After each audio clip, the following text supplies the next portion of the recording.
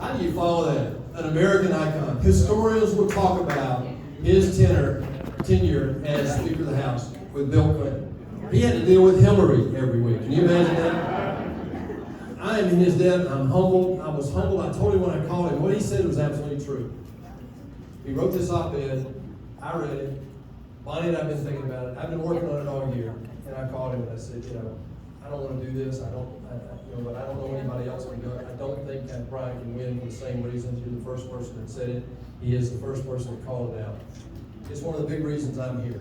I'm here because of you. I'm here because of my grandkids. We're not going to let this happen, y'all. We're going to get Kim out of here, and we're going to make sure Stacey here. He's got to go. Here's why. He's got to go. I'm sorry. He's got to go. Yes, the jail. I'm not kidding, guys. I'm not playing around here. This is not making my life any longer. We're going to win this thing. He's got to go because he sold us out. He sold us out in the election. He caved into the Democrats. He didn't fight for us. He just caved in. You know why? Oh, he didn't want to be criticized. He just run against Stacey, and he won. He didn't want to be criticized, and he sold you and me out. And we're paying for it today in Washington. We have these two liberal senators and a president run amok because we don't have balance in our country. Right. Now, I got to tell you this. I'm mad. You can't tell? You talk to my sister down here. Call Bonnie. Bonnie wanted to be here tonight. I wouldn't be in the United States Senate before if it had not been for Cobb County. Bonnie and I lived here most of our married life. I'm telling you, I love you. But Brian Kemp made a deal with the devil, gave Stacey Abrams total control of our election. Not only that, when we found out what was happening after November 20, when I did win by 90,000 votes against the Democrat and produced 480,000 more votes than Brian Kemp did in 18, we realized something was really wrong. Really wrong. And so it was hurting us, and I knew what was going to happen in the run. They were going to double down, and they did. So I went to Brian Kemp. I said, give us a special session, for God's sake. Let's investigate. So he sold us out when he made the deal with her. He sold us out when he wouldn't give us a special session. He sold us out even more than that. Later, he's been denying this year anything happened. He's doubling down. This is the deal. Keep your head down, deny anything happened, and we'll skate on board. Well, guess what? December 6th, I showed up. All right. That doesn't work anymore. Okay? And we're going to get this fixed. But he also sold us out. And this is baseball season. I'm going to use this. Nunu just told me something at the last thing. I'm going to steal this from him because this is where we are. It's baseball season, right? 3 strikes and you're out, right? Well, I got 3 for you right now. We got a new Georgia lottery. Did y'all know that? We got the lottery for higher education. We got a new lottery. Did y'all get a ticket? You didn't get a ticket? Oh, I'm sorry. Well, there are a few people who made tons of money. They just announced this a couple weeks ago over in Rutledge, Georgia. A couple of landowners. Now, land down there is somewhere around $8,000 or $9,000 an acre. Y'all didn't get on this, really? Y'all didn't get this. All right. So these folks in a smoke-filled back room somewhere with this governor made a deal, and they're selling land for upwards of $60,000, some 6 times what it's worth. And it ain't the community that's going to get that money, y'all. It's a few families. Okay? Check out the resorts and see how many of those few families are using your money. That's your money they spent. $125 million. It's not done with that yet. They did it for a company that George Soros has $2 billion of stock. Okay? They're taking our our dollars. We don't know the amount. He hadn't told us how much that is. So I believe that's another example of how he sold us out. That's strike one.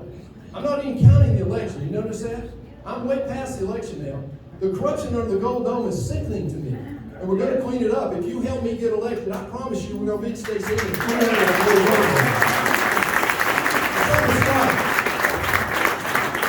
The second strike. Any of y'all live in Buckhead? Yeah. Anybody live in Vintage? Okay, got a couple. Y'all gonna get a vote. The people in Buckhead don't get a vote. I don't care which side of that issue you're on, they should have a vote, y'all. Yeah. So there's some people in Buckhead. You know why? Because he made a smoke-filled room deal with the big companies downtown. You know what the big companies are the ones that tossed us Major League Baseball All-Star game last year. Okay? Brian Kemp's bragging about, we fought that and we did this and that. He made the deal that caused it to happen. All right? The third thing, How many of y'all feel safe? This affects me and you every night. When you get out of here and go to dinner, and you fill up your car, and you go to the grocery store, y'all feel safe? No. Bonnie and I had breakfast this week, or last week, 2 different breakfasts with about 24 women who live in Buckhead. 5 of those women have been attacked with weapons, okay, in their home or in their car. 5. That's a bad ratio. But I believe the governor sold us out on this too. He denies that's happening. Do you realize in the state police, the state patrol, we have fewer troopers today than we had in 2002, y'all?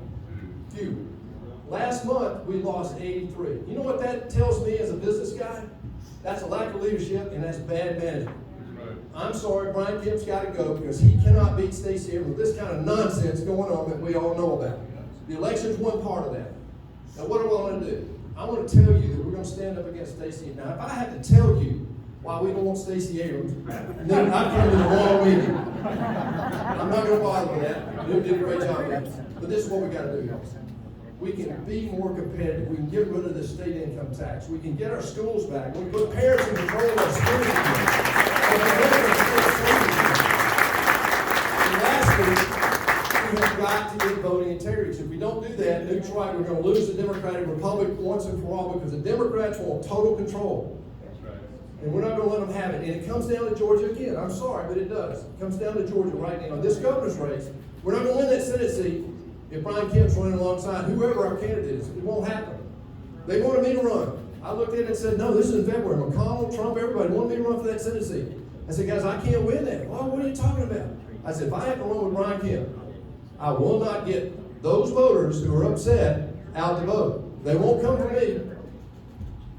That's number one. My main objective in doing this is I want a Republican president, a conservative president in 24 to stop this madness, y'all.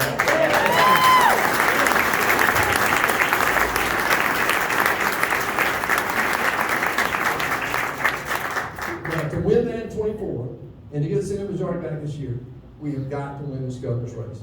And the only reason Bonnie and I are giving our life up this year to fight this out, and it's a nasty fight. When you fight against the incumbent Republican governor of the state of Georgia, it's nasty, y'all.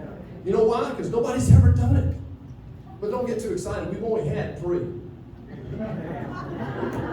That's where we are. Y'all, I need your help. Bonnie and I are doing our part. Sally, John Bevel, all of you are doing your part. But we got to ratchet it up. The Democrats are serious. Stacey Abrams wants to be president of the United States, if you can believe that. And she's going to use you to step over and become president of the United States. If she wins Georgia, there's a pretty darn good chance she'll be president of the United States. If you can imagine, here's what you got to do. Pray, call, text, whatever you have to do. Get on somebody's road. Call Sally, volunteer, do whatever. But you got to get active right now because if you look around the room, we all get it. Everybody's shaking their heads.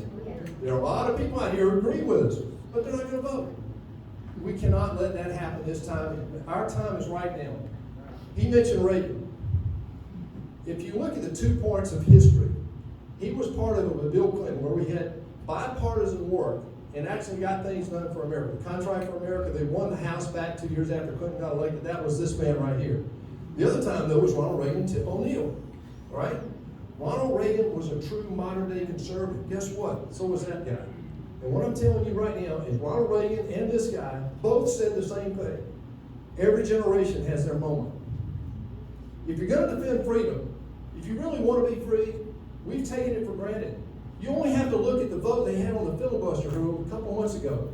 They want total control. They want to add 4 seats to the Supreme Court. They want D.C. and Puerto Rico to say, now watch this.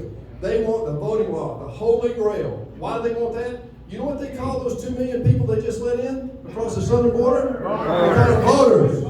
Exactly. We're not going to let that happen. It comes down to this governor's race. Take it seriously. Let's make it happen. I'm not going to let this country down. I'm not going to let you down. We're going to fight to the last inch to make sure that Stacey Abrams is never governor of this state. God bless you guys. Thank you very much.